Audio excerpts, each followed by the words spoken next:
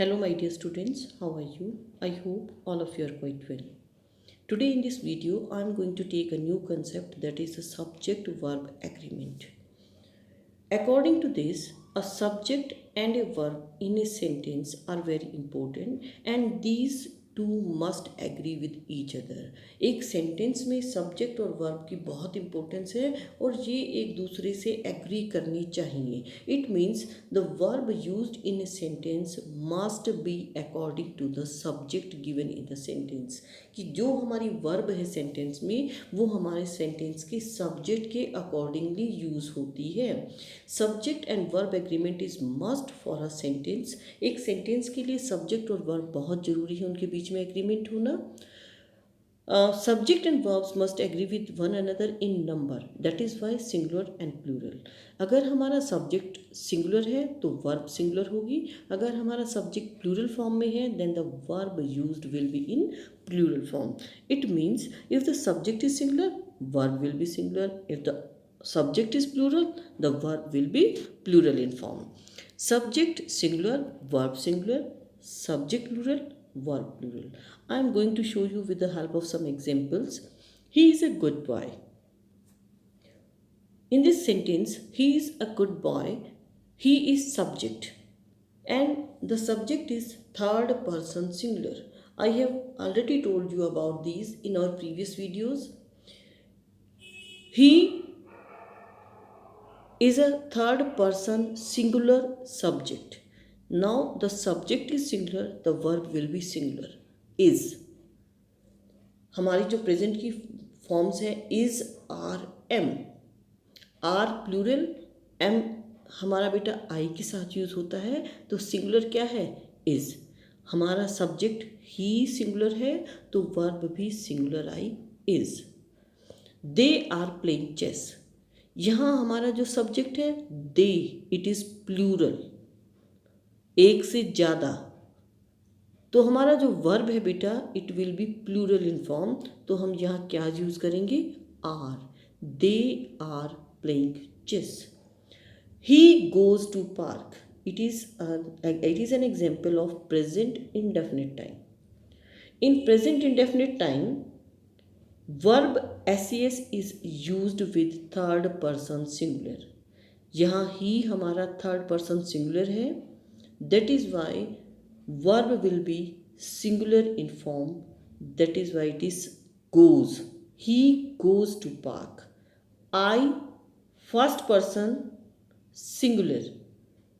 verb हमारा like, क्योंकि यहाँ ses नहीं आता, I के साथ क्या आएगा? verb first form. I like fruits. A dog barks. अगर dog सिंगुलर है तो वर्ब barks, और अगर हमारे dogs हैं सब्जेक्ट प्लूरल है तो हमारा जो वर्ब यूज होगा वो क्या होगा? bark.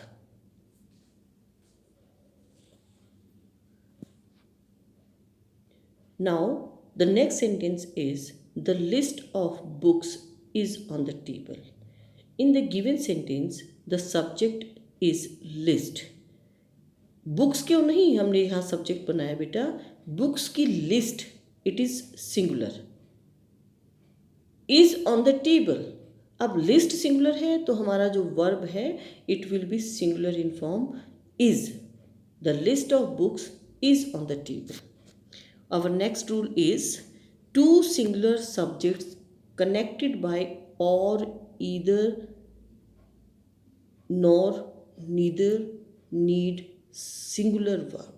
It means जब हमारे दो सिंगुलर सब्जेक्ट्स ईदर और या नीदर नोर या सिर्फ और से कनेक्टेड होते हैं तो हमारा वर्ब भी सिंगुलर होता है.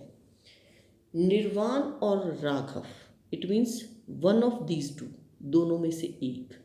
निर्वाण और राघव इज अराइविंग टुडे.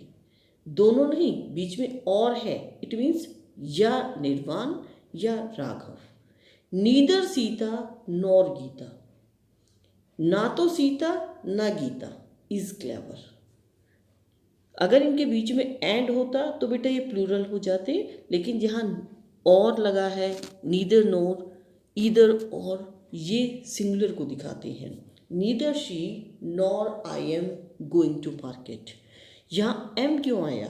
क्योंकि हमारी वर्ब के जो नियरर है सब्जेक्ट, हम उसके अकॉर्डिंगली वर्ब को यूज़ करते हैं। तो हमारी वर्ब के पास में कौन सा सब्जेक्ट है?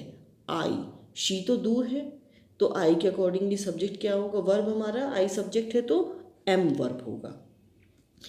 With compound subjects joined by nor और the verb agrees with the subject nearer to it. इसी बात को क्लैरिफाई किया है कि जो नज़दीक हमारा सब्जेक्ट होता है उसके अकॉर्डिंगली वर्ब को यूज़ किया जाता है। Now come to next rule. Compound subjects joined by and. जब दो सब्जेक्ट होते हैं कंपाउंड और उन्हें हम एंड से जोड़ते हैं तो वो प्लूरल बन जाते हैं। और प्लूरल सब्जेक्ट्स के लिए हम कैसी वर्ब यूज़ करेंगे? Plural. A pen and a pencil, it means both of these, दोनों चीज़ें, पेन भी और पेंसिल भी, दो चीज़ें हैं तो क्या आएगा? Are given. Food and water, खाना भी और पानी भी, आर मस्ट फॉर अस। तो हमारी जब एक से ज़्यादा चीज़ें हैं तो हमारा जो वर्ब है बेटा, it will be plural in form, are use किया जाता है।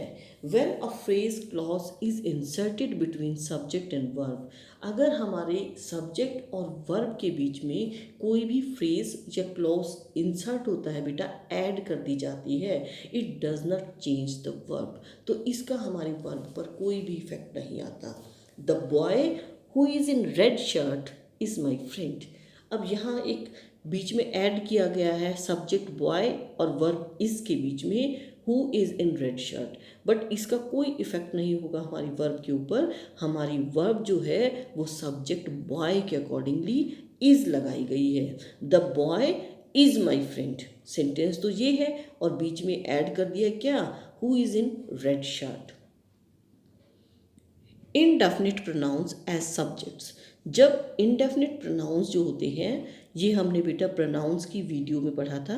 इनडेफिनिट प्रोनाउन जब सब्जेक्ट बन जाते हैं तो singular indefinite pronoun take singular verb, और जब प्लूरल इंडेफिनिट प्रोनाउंस होते हैं बेटा वो प्लूरल वर्ब को अपने साथ एक्सेप्ट करते हैं।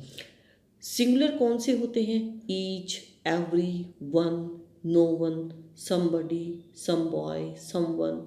तो ये जो हमारे इंडेफिनिट प्रोनाउंस है बेटा, जब ये सब्जेक्ट बनते हैं तो सिंगुलर वर्ब्स आती हैं। Each one does his work, each one, each use किया है, ये सिंगुलर है तो वर्ब हमारी क्या होगी? Does.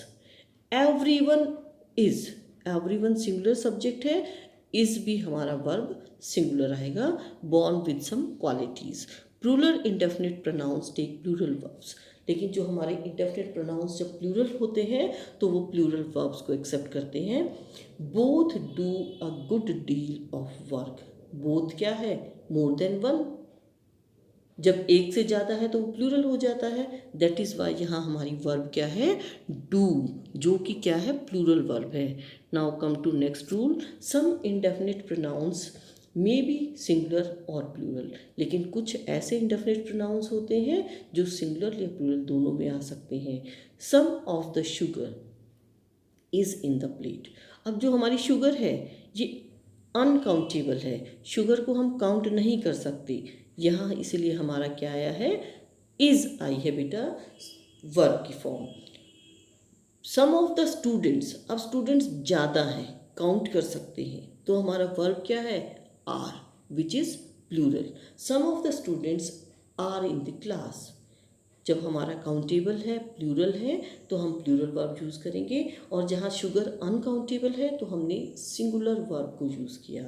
Now come to next rule. Collective pronouns, जब हमारे जो प्रोनाउंस हैं वो कलेक्टिव, कलेक्टिव क्या होते हैं? जो कलेक्शन ऑफ थिंग्स होते हैं and a single name is given to them.